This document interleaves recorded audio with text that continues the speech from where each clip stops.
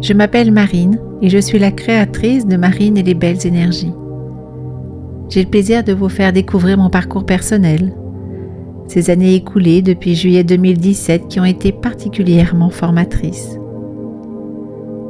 Je vous invite à un voyage au-delà du conventionnel. Mon récit est une fenêtre ouverte sur les forces invisibles et mystérieuses qui orientent nos vies, façonnant notre destin de manière souvent inattendue. Laissez-vous emporter par mon histoire, un témoignage vibrant de transformation et de découverte. N'hésitez pas à fermer les yeux durant certains passages et à simplement ressentir au-delà des mots. Mon aventure au Québec commence en 2012, lorsqu'avec ma famille, nous prenons la décision de quitter la France pour débuter une nouvelle vie au Québec. Notre fille, à l'aube de ses 12 ans, partage notre enthousiasme, tandis que notre fils de 19 ans, déjà ancré dans ses propres engagements, choisit de rester en France. Affronter l'expatriation à 44 ans se révèle un défi. Mélange de joie, de la nouveauté et une perte totale de repères. Et loin de mon fils, de mes proches, le vide laissé par leur absence est palpable. Lors de retour éphémère en France, je ressens une instabilité troublante, ne me sentant plus chez moi nulle part. Perdu entre deux pays, je me retrouve en quête de mon identité véritable. Qui suis-je ? Qui suis-je réellement, au-delà des rôles de maman au foyer et d'épouse que j'incarne depuis si longtemps? C'est au cœur de ce chaos d'incertitude que je découvre le Reiki. Comme un baume sur les plaies de mon esprit tourmenté, je m'engage dans cette pratique avec une soif d'apprendre. Progressivement, mois après mois, je m'imprègne de cette discipline, évoluant jusqu'à en maîtriser les subtilités et de devenir maître Reiki. Quelques années plus tard, notre couple ne résiste pas aux épreuves du temps.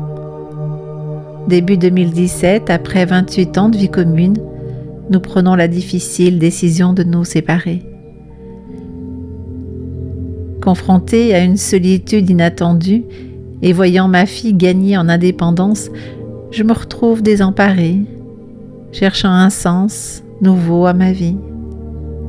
Un soir, submergée par la tristesse, je ressens un besoin urgent de soutien.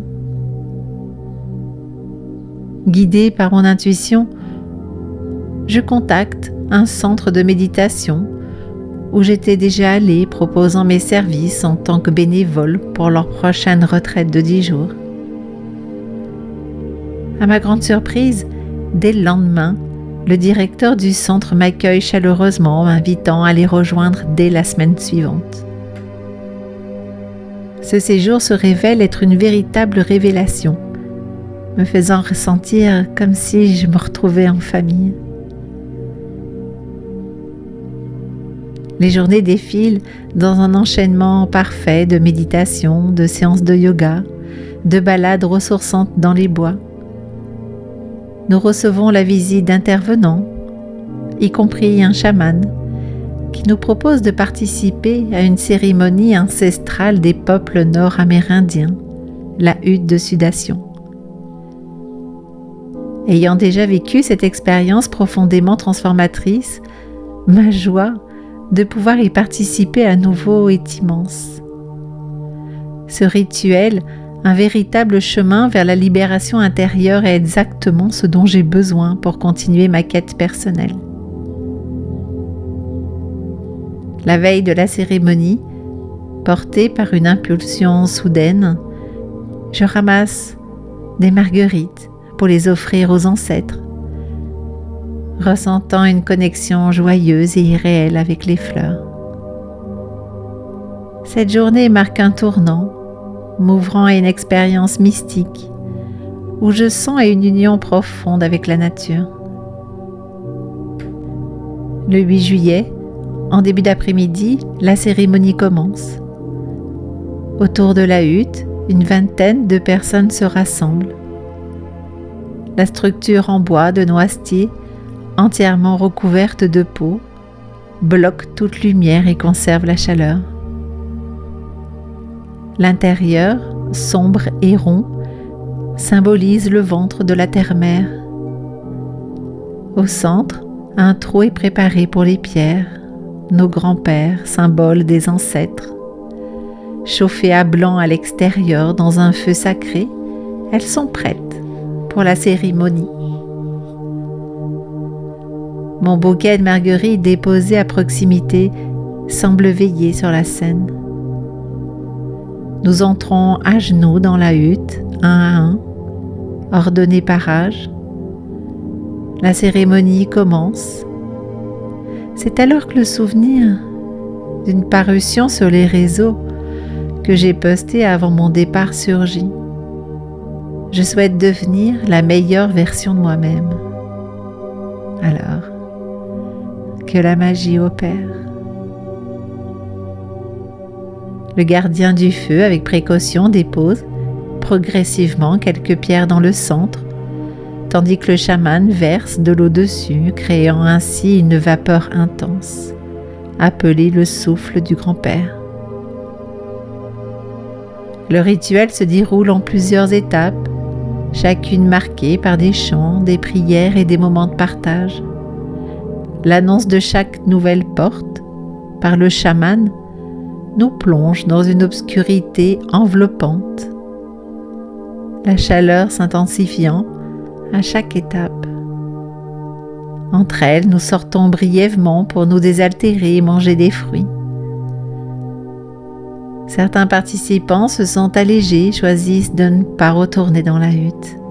Mais moi, porté par un besoin profond de libération, je reste, déterminée à poursuivre cette expérience transformatrice. Durant la dernière étape, nous sommes plus que 6. Le chaman vérifie notre bien-être et je lui réponds avec un sourire serein que tout va bien. C'est alors que je formule en silence une intention spontanée, particulière, demandant la reconnexion de mes dons. J'entends le chaman prononcer le mot « porte » et nous nous retrouvons dans le noir complet. Instantanément, une sensation fulgurante me traverse dès l'annonce « porte ». Au même moment, je me retrouve baignée de lumière, allongée dans un pré. Ce lieu tout entier semble baigné dans une pureté irréprochable. Une douce sensation d'être chez moi. L'herbe est douce, épaisse. Autour de moi, des fleurs de toutes les couleurs. Des marguerites. Les arbres majestueux trônent avec grâce. Je ressens une profonde union avec tout ce qui m'entoure. Je suis chaque brin d'herbe, chaque fleur, chaque arbre. Cette connexion me remplit d'une confiance infinie. Mon regard est différent, perçant au-delà du visible. J'entends avec tout mon être. Je vis cette réalité au-delà des mots. 4 personnes passent près de moi, me saluent, me sourient et ne se préoccupent pas de ma présence. Et ce n'est pas un problème. Tout est à sa place. Totalement imprégné par les énergies parfaites qui règnent ici, soudain un jeune garçon aux yeux marrons pétillants apparaît devant moi. Il me regarde avec un air rieur. C'est étrange. J'ai le sentiment de le connaître. Il s'accroupit pour être à ma hauteur, comme s'il avait un secret à me confier. Il semble me faire ressentir dans toutes mes cellules que je n'ai pas à avoir peur ou de douter de la vie. Puis il disparaît aussi mystérieusement qu'il est apparu, laissant place à un être de lumière. Je suis alors envahie par l'amour de cet être que j'appelle être, mais qui est à la fois tout en vibration, tout en lumière, qui dégage un tel amour. Je suis complètement enveloppée par cette énergie. C'est comme si vous receviez un flash, mais qui dure longtemps et à la fois qui est très rapide. Complètement bercée par cette énergie. Et puis en même temps, j'entends au loin Marine. Je n'ai pas envie d'entendre.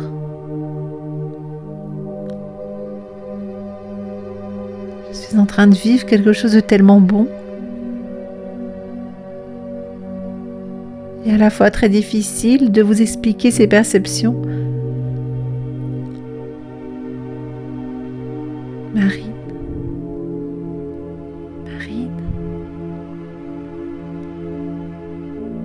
À un moment donné, je n'ai pas le choix. Je sens bien qu'il se passe quelque chose, mais je ne veux pas entendre. Marine. Je sens alors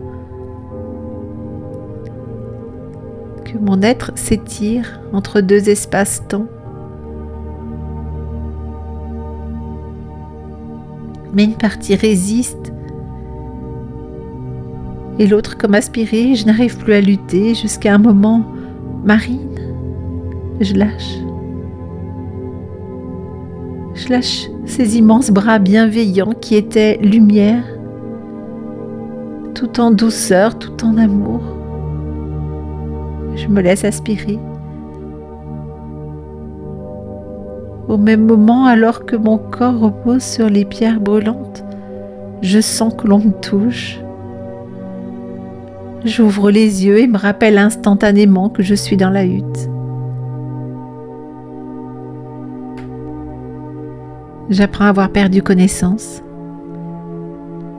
Je plaisante en disant que c'est un câlin des ancêtres, en remerciement pour le bouquet de marguerites. On m'aide délicatement à sortir de la hutte, et alors que je me redresse, mes mains se placent machinalement paume vers le ciel, dans un geste de dévotion. Cette posture est instinctive, guidée par une force intérieure. Je suis dans un état de paix profonde. Je sens que je ne suis plus dans le même monde, totalement déconnectée de la réalité physique. Ce qui explique pourquoi je ne comprends pas les regards bouleversés, toute cette panique est autour de moi.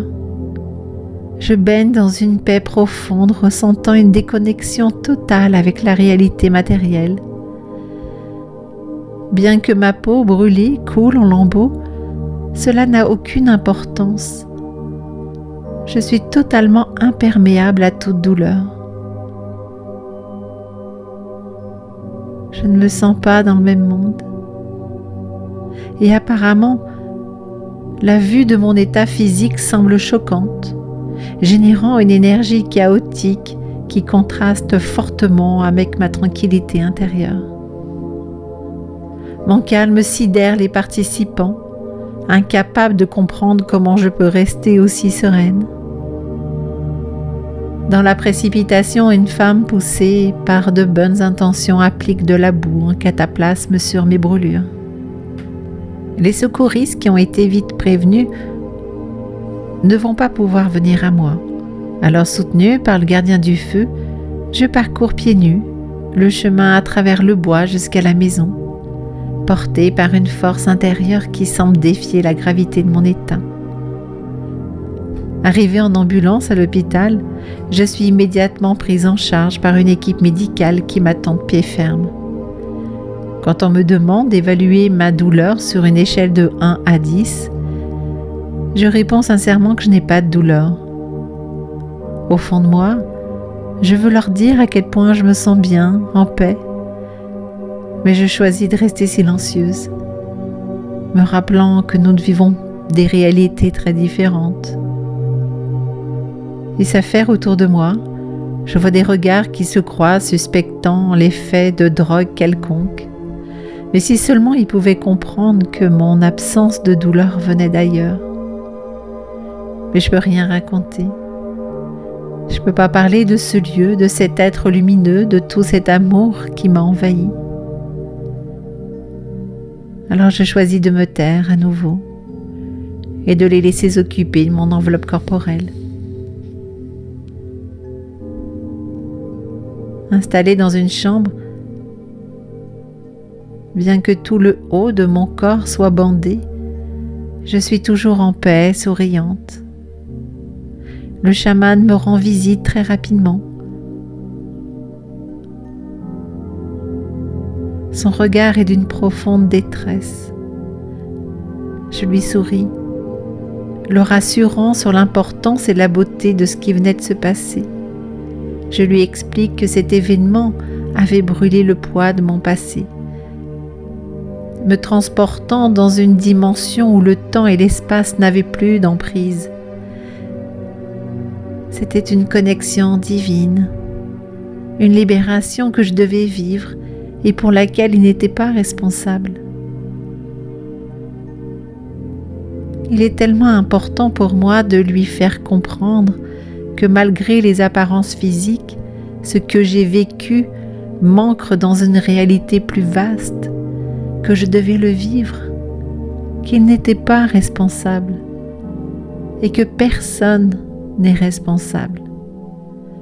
Cet événement était sur notre route à tous. À peine il quitte ma chambre que c'est au tour de mon ex-conjoint et de notre fille. L'angoisse se lit clairement sur leur visage. Pendant le trajet d'1 heure et demie, personne n'acceptait de leur fournir des nouvelles. Alors ils ont imaginé le pire. Je leur assure immédiatement que tout va bien, je suis en paix, mais la vue de mon corps bandé ne pouvant pas les rassurer. Ils me regardent perplexes, supposant eux aussi que je suis sous l'effet de drogue quelconque. J'essaye de leur expliquer que je suis réellement en paix et que ce rituel, loin d'être une malédiction, a été une véritable bénédiction pour moi. Mais je suis encore confrontée à une incompréhension avec eux aussi.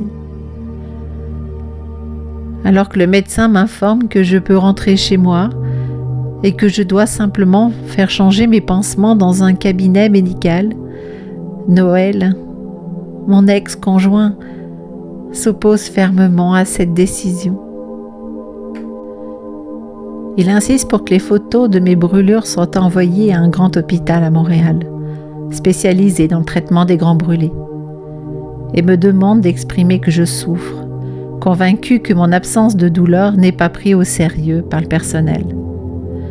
Finalement, l'unité des grands brûlés nous informe que mes brûlures ne nécessitent pas une prise en charge spécifique de leur part. Mais Noël, toujours inquiet, n'accepte pas cette évaluation et décide de me conduire dès le lendemain. Dès notre arrivée dans le service des grands brûlés, nous sommes accueillis par l'infirmière en chef, qui nous présente immédiatement ses excuses et nous indique qu'il y a eu une confusion avec des photos d'un autre accident. C'est grâce à la détermination et à l'intuition de Noël que j'ai finalement reçu les soins nécessaires. Je suis à nouveau entourée de toute une équipe médicale, subis à nouveau une nouvelle batterie d'examens dont le degré de douleur. Je vois à nouveau des regards qui se croisent dans l'incompréhension. J'apprends que je suis atteinte de brûlures au 3e degré sur plusieurs parties de mon corps, y compris des brûlures très profondes au cou, à la poitrine et à mon bras droit, qui nécessitent des greffes de peau. Malgré la gravité de mon enveloppe corporelle, je demeure dans un état de grâce, sans douleur, en paix, souriante. Je suis ensuite installée en soins intensifs dans la chambre numéro 1709. Curieusement, en numérologie, l'addition de tous les chiffres fait 8, la date de l'accident. Depuis mon arrivée au Québec, la date du 26 me poursuit. Chaque étape majeure de ma vie se déroule un 26. Les résultats du prélèvement arrivent.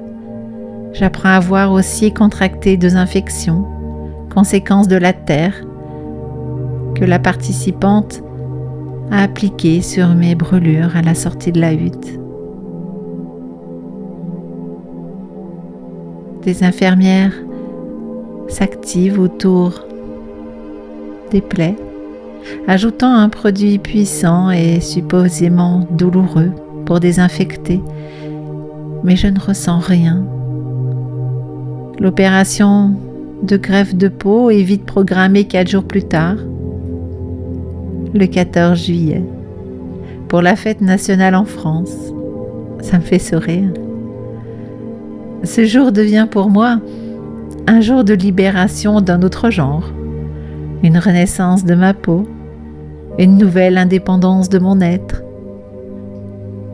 sans contrôle, dans un total lâcher-prise, enrobé dans le moment présent. Il me faut maintenant annoncer mon accident à ma famille en France. Mais l'écart entre leur compréhension et ma réalité est immense. Ils n'arrivent pas à saisir la nature de mon accident. Les mots que j'utilise pour décrire l'état de mon corps versus mon état d'esprit, ma paix, mon sourire, je le sens que je ne suis pas comprise. Je ne fais plus partie de ce monde. La nouvelle s'est propagée. Je reçois de nombreux messages empreints de bienveillance qui me touchent profondément et me rappellent combien je suis appréciée et aimée. Ma convalescence est ponctuée de moments de questionnement intérieur, notamment lors d'échanges avec une infirmière. J'apprends que le patient dans la chambre voisine, souffrant de douleurs intenses de ses brûlures, a été placé dans le coma artificiel pour le soulager. Et qu'avec la gravité de mes brûlures, le même sort aurait été pour moi. Et cette révélation me frappe. Je suis épargnée par la douleur, ce qui me fait prendre conscience de l'extraordinaire nature de ma situation. Mon corps et mon esprit semblent naviguer dans des réalités distinctes, redéfinissant les frontières entre douleur physique et paix intérieure. Chaque soir, en m'endormant, mes pensées dérivent vers ce lieu féerique, cet enfant mystérieux, cet être de lumière divine, et puis tout cet amour. Dès que je suis seule, mes mains, guidées par un instinct profond, se posent sur mes brûlures. Elles vibrent, et cette sensation inattendue m'amuse, m'intrigue, renforçant ma conviction que je traverse une transformation exceptionnelle. Mais je les laisse faire. Je sais que tout est juste. Et à la fois, l'absence de douleur, la solitude et toute cette incompréhension qui est autour de moi pèse lourd.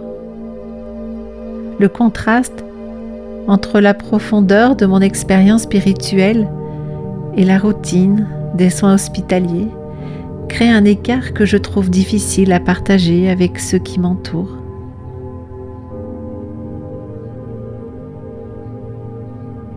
Ma mère me partage un fait étrange.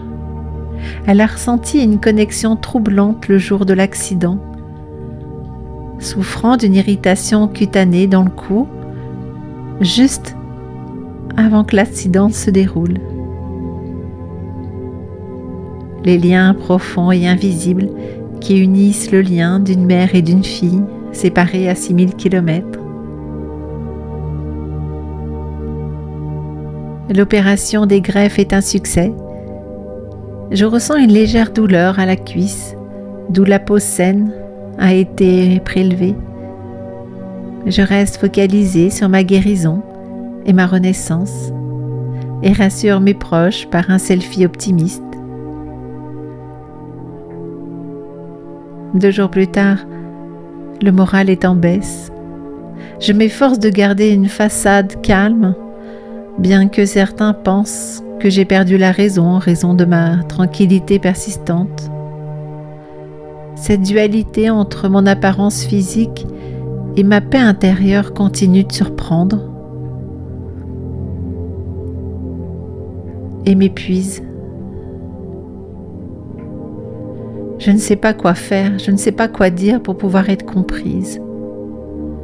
Des messages cherchant des explications. Qui est fautif, avec qui, où, pourquoi, comment. Ce besoin rationnel de tout expliquer m'est insupportable.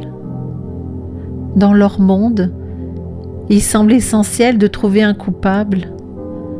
Mais est-ce vraiment utile ? Je ne me sens tellement pas appartenir à ce monde-là. J'ai dû vivre cette étape, point. Il n'y a pas de hasard, tout comme pour ceux qui étaient avec moi ce jour-là. Chacun de nous a vécu ce qu'il devait vivre. J'ai envie de hurler. Reconnaître que certains événements sont simplement des étapes de notre cheminement, plus libérateurs que de chercher un coupable. Et simplement accepter le mystère de nos expériences. Est-ce si compliqué à comprendre ? Apparemment oui, dans ce monde. Dans ce monde où je me trouve aujourd'hui. Alors je préfère à nouveau le silence. Ça sert à rien que je parle. Je ne suis pas comprise.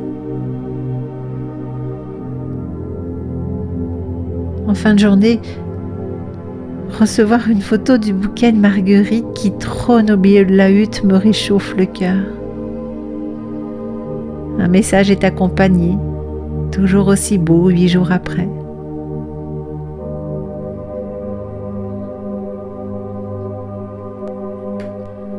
L'heure de vérité approche. Demain, je vais savoir si les greffes de peau ont prise. Je suis impatiente de quitter l'hôpital et de poursuivre ma quête de compréhension de ce que j'ai vécu. Il est tard, cherchant un peu le sommeil pour me détendre. Mon casque sur les oreilles, je me laisse bercer par la musique de Jill, Spiritual Drummer. Une sublime découverte faite sur les réseaux sociaux. D'ailleurs, nous avons eu un échange quelques minutes plus tôt. Cette interaction avec Jill me fait du bien et me rappelle que l'art et la musique transcendent les frontières physiques et émotionnelles, offrant réconfort et compréhension là où les mots échouent souvent. Je m'assoupis, bercée par sa douce mélodie. Soudain, je suis surprise par une lumière bleue dans ma chambre et des voix qui semblent venir de nulle part. J'ouvre les yeux, retire mon casque et réalise que c'est la télévision qui s'est allumée toute seule. C'est étrange, car je ne l'avais jamais utilisée auparavant. Depuis mon lit, Je ne peux voir l'image, mais j'entends clairement les informations. Une phrase capte particulièrement mon attention. À la suite du feu en Ontario, les personnes sont rentrées chez elles 3 jours après. Et instantanément, je comprends. Je comprends que ce message est pour moi, me signifiant que je rentrerai chez moi donc dans 3 jours. Rassurée, je trouve rapidement le sommeil malgré l'excitation du message. Le lendemain matin, une infirmière m'informe que je suis transférée le vendredi dans un hôpital de réadaptation. Le message reçu la nuit précédente me revient en mémoire, me laissant penser que je quitterai l'hôpital le jeudi. C'est étrange et à la fois, je n'ai aucun doute. Et c'est en début d'après-midi que quand l'infirmière passe à nouveau dans ma chambre et m'annonce qu'il y a eu un changement de plan, vous ne quittez pas l'hôpital vendredi, mais un jour plus tôt, le jeudi. Cette annonce me fait sourire. Jeudi 20 juillet, c'est le dernier jour à l'hôpital.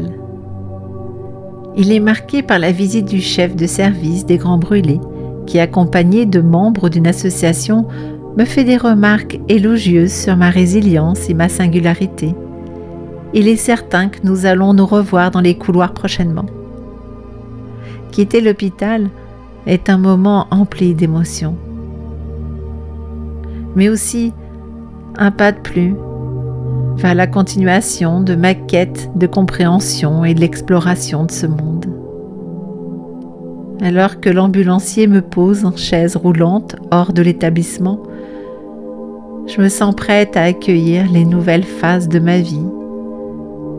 Chaque interaction, message reçu renforçant ma conviction que mon voyage est loin d'être terminé.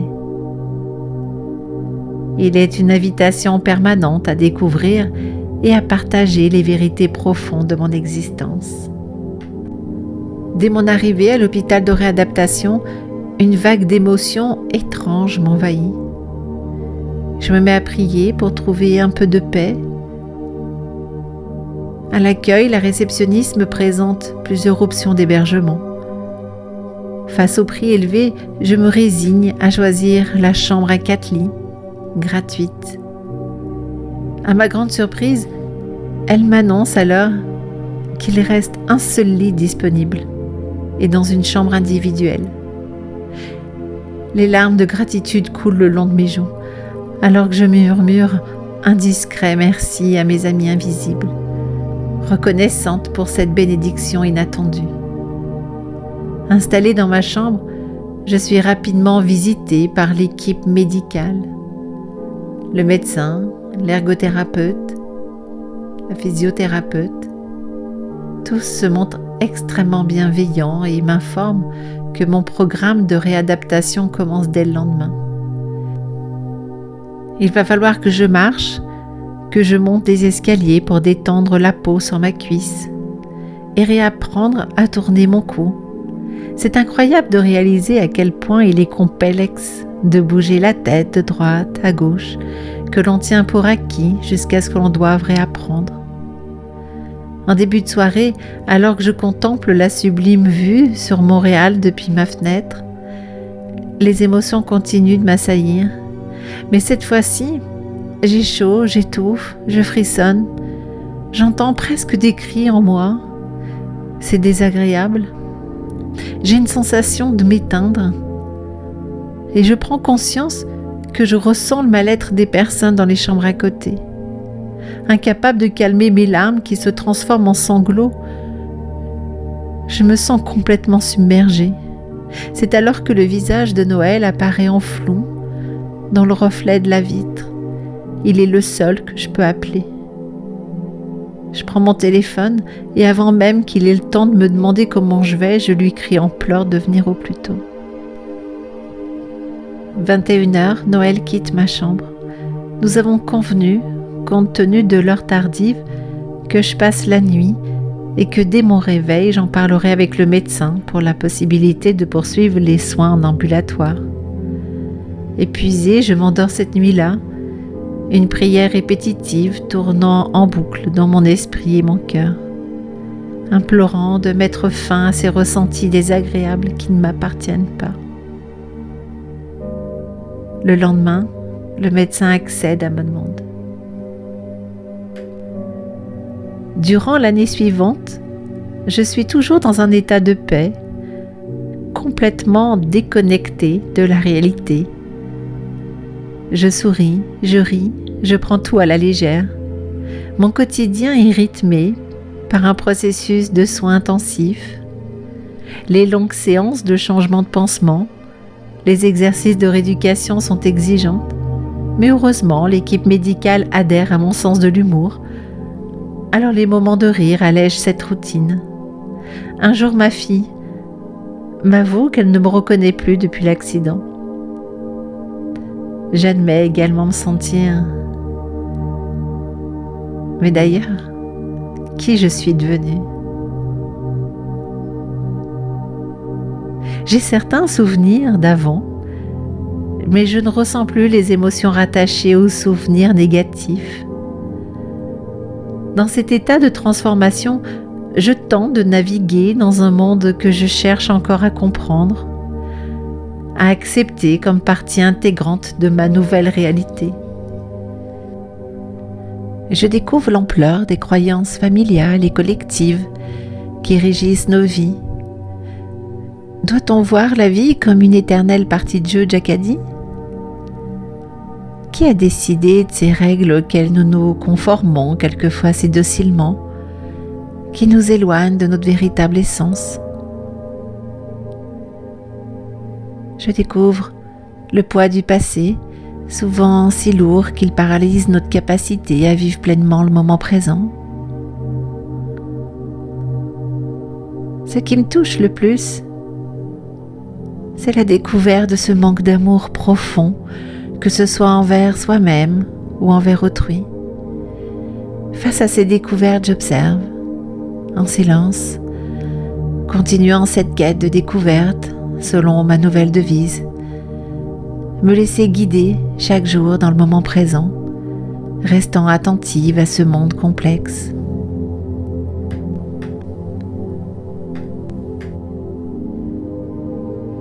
Pour nos 50 ans, avec mon ami d'enfance, nous partons à Bali. Un voyage sublime, où l'univers semble orchestrer chaque rencontre, chaque enseignement reçu durant notre séjour. L'une des expériences les plus marquantes est ma rencontre avec une gourou qui incarne la divinité Lakshmi. Elle me transmet un message clair, m'invitant à accepter et à honorer ce don spécial, renforçant les visions que j'ai eues de mon interconnexion avec la nature et les êtres divins durant mon expérience dans la hutte. Bien que je n'en ai pas eu pleinement conscience à ce moment-là. Les paysages divins de Bali m'inspirent à animer des ateliers à mon retour à Montréal. Mes mains, désormais, véhiculent un langage énergétique nouveau et plus profond. J'expérimente également la notion de non-séparation. Guidée par cette nouvelle vision, je suis prête à étendre mon accompagnement bien au-delà des interactions individuelles. Bali n'a pas été simplement une destination, mais un chapitre essentiel de mon voyage intérieur, me poussant avec la réalisation des ateliers à ressentir et à partager la profonde interconnexion de l'existence. Un doux écho de la connexion intense que j'ai ressentie avec chaque élément de la nature. Je prends l'initiative d'organiser des ateliers pour les employés de l'hôpital de réadaptation à l'Union française et dans divers autres lieux. Je découvre que je peux établir une connexion profonde avec une personne tout en maintenant un lien énergétique avec une autre, même située à l'autre bout de la salle. Cette capacité à toucher simultanément plusieurs personnes sans contrainte physique devient l'essence de mes ateliers. L'accueil enthousiaste des participants me motive énormément. Je suis invitée à diriger une session lors d'un festival. Je guide un voyage au cœur de soi devant 36 personnes. C'est incroyable ce qui se passe. Ces sessions me permettent de propager ce nouveau langage énergétique à une plus grande échelle, offrant à chacun la chance de se reconnecter à son essence dans un esprit de collectivité. Cette réflexion révèle à quel point les fils de la spiritualité, de la nature et de la connexion humaine sont intimement tissés dans le tissu de la vie. Et tout l'amour que j'ai ressenti, pendant que je me laissais bercer dans ces bras lumineux, toute cette bienveillance, cette paix, eh bien, c'est exactement ce que je transmets aux gens quand ils participent à mes ateliers.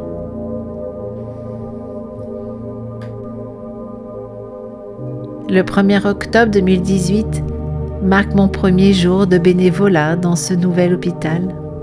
Fusion de plusieurs établissements dont celui où j'avais reçu mes soins encore en construction en juillet l'année dernière.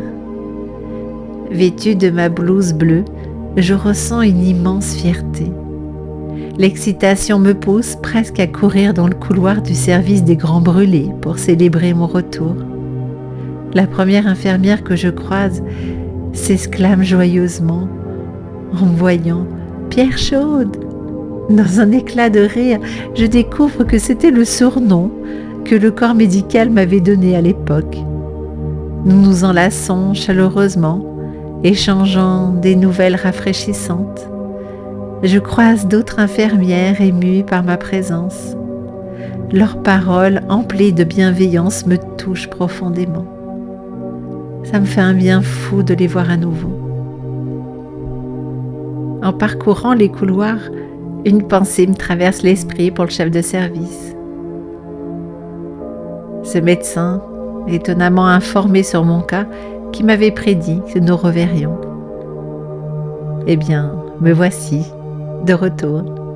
Et ce retour en tant que bénévole me donne la sensation profonde de boucler la boucle, de transformer ma propre épreuve en un cadeau pour les autres. Parallèlement, je deviens coordinatrice à l'Union française pour une mission de 6 mois. Et je suis guidée vers une formation en hypnose. Comme rien n'est dû au hasard, lors d'un échange avec mon professeur, je lui confie mon expérience sur les pierres chaudes, celle que j'avais tenue secrète jusqu'alors. À ma grande surprise, elle identifie cette expérience comme une expérience de mort imminente. Cette révélation ouvre une nouvelle porte pour moi, me guidant vers une communauté en ligne de personnes ayant vécu cette expérience. Les échanges, empreints de compréhension et de reconnaissance mutuelle, me font beaucoup de bien. Et c'est de façon naturelle que ma mission de bénévole évolue au sein du service de soins palliatifs. Je commence par apporter soutien et compassion aux patients en fin de vie, percevant la mort non pas comme une fin, mais comme un passage vers l'autre côté du voile. Cette perspective enrichit profondément mon approche et ma capacité à offrir un soutien. L'arrivée de la pandémie transforme radicalement ma vie une nouvelle fois. De bénévole, je deviens employée à l'hôpital, intégrant une équipe dédiée au soutien et à l'accompagnement des familles de patients hospitalisés dans le service Covid. Pendant cette période sans précédent, les adieux deviennent d'autant plus poignants. Chaque famille dispose de seulement 10 minutes pour dire au revoir à leurs proches. Dans des conditions où pleurer sans pouvoir essuyer les yeux, où se moucher devient un défi insurmontable. Dans ces moments cruciaux, mon rôle d'empathie prend tout son sens. Je serai avec vous dans la chambre et je vais vous accompagner à utiliser chaque seconde de ces 10 minutes. Les regards échangés prenaient une importance sublime, transmettant amour et adieu sans un mot. Finalement, il devient évident que la durée importe peu face à l'intensité de ces instants partagés. Notre équipe, perçue comme des anges par ceux que nous aidons, apporte un peu de lumière dans le sombre corridor de la séparation. Cette expérience me révèle combien chaque geste de compassion peut alléger le poids des adieux, même dans les circonstances les plus dures. Durant mes congés, je suis guidée pour explorer de nouvelles voies de connexion. J'ai commencé à réaliser des séances vibratoires en direct sur les réseaux sociaux, sous l'appellation d'un bain d'amour. Cette expérience innovante m'a permis de transcender les barrières de la distance, touchant des francophones dans divers pays. Et ces temps où le bien-être était d'autant plus essentiel, ces séances ont offert un espace de réconfort à distance. Avec plus de 30 lives et près de 16 000 participants, quel honneur pour moi de savoir que j'ai pu apporter tant d'amour et contribuer à améliorer le bien-être de tant de personnes durant cette période si critique. Voilà ce que cela implique lorsque nous demandons à l'univers de devenir la meilleure version de nous-mêmes. Depuis mon accident, une porte s'est ouverte vers un univers que je n'avais jamais imaginé pouvoir explorer. J'ai découvert une connexion profonde avec le monde invisible, un lien qui me guide et m'inspire chaque jour. Cette révélation a été une bénédiction, car elle m'a permis de pratiquer de façon innée diverses techniques, dont le chamanisme. D'ailleurs, un petit clin d'œil au grand-père. Ces pratiques qui me viennent naturellement me permettent de travailler avec les énergies subtiles pour libérer, harmoniser, purifier et révéler les potentiels cachés de ceux que je rencontre. Que ce soit à travers un nettoyage énergétique, la récupération de fragments d'âme, d'extraction ou le dialogue avec les guides spirituels, chaque soin est une aventure, une danse avec l'invisible qui enrichit et transforme. Et je partage cela avec vous car je crois profondément à la capacité de chacun à se reconnecter à ces dimensions subtiles de l'existence. Depuis cet événement transformateur qui a été mon accident, chaque jour est devenu une leçon de vie. Chaque rencontre, une révélation de la puissance de l'esprit humain et de notre incroyable capacité à nous surpasser, à guérir et à aimer profondément. Cette expérience m'a bénie avec la grâce, l'un des cadeaux les plus précieux de ma vie, me permettant d'être pleinement moi-même, dans mon authenticité, et m'encourager à vivre, partager ma vérité sans compromis. Je vous invite à accueillir les défis de la vie, non pas comme des obstacles, mais comme des opportunités précieuses de grandir et de découvrir les trésors cachés en vous. Puisez dans votre propre expérience la force et la sagesse nécessaires pour avancer sur votre chemin avec courage et authenticité et dans le moment présent. Souvenez-vous que nous sommes tous connectés, que chaque geste d'amour, chaque parole de soutien tisse ensemble le tissu de notre humanité. Laissez votre lumière intérieure briller si fort qu'elle illumine les ténèbres et réchauffe les cœurs autour de vous. Merci d'avoir partagé ce moment avec moi et continuons ensemble à cultiver les belles énergies et à faire de chaque jour un pas de plus vers une vie pleine de sens et d'harmonie.